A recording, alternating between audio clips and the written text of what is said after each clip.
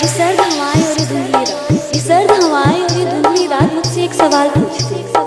आज फिर से अकेले खड़े हो या आज फिर से अकेले खड़े हो या किसी के इंतजार में हो क्या? आज फिर से उनके प्यार में हो ना?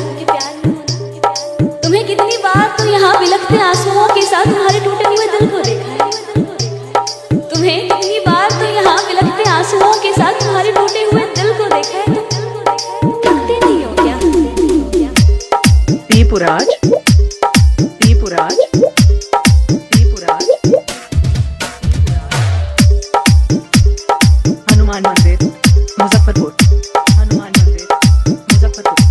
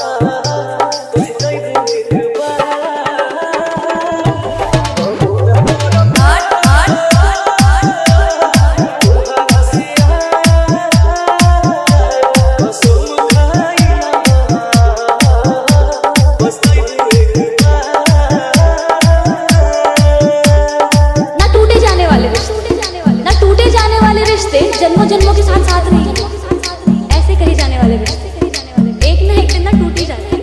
पर फिर भी ना हम आखिरी उम्मीद करना नहीं छोड़ते। पर फिर भी ना हम अपने दिल से उसे कभी भुला नहीं पाते। वो आशिक भी ना कितना दीपुराज,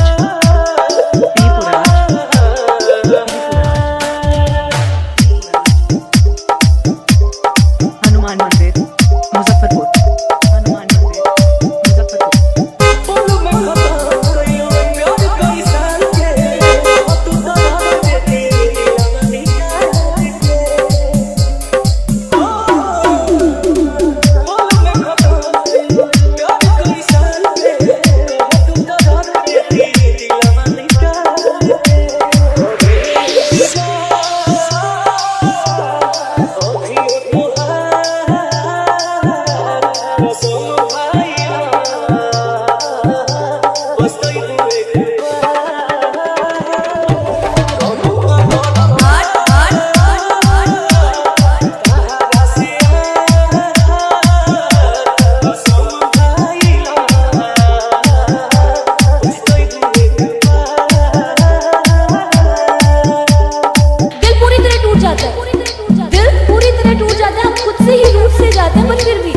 पर फिर भी हम अपने दिल को उसको मनाने से रोक नहीं पाते।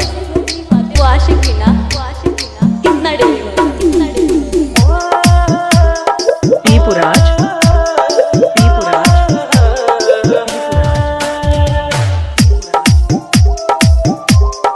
हनुमान मंदिर मुजफ्फरपुर, हनुमान मंदिर मुजफ्फरपुर।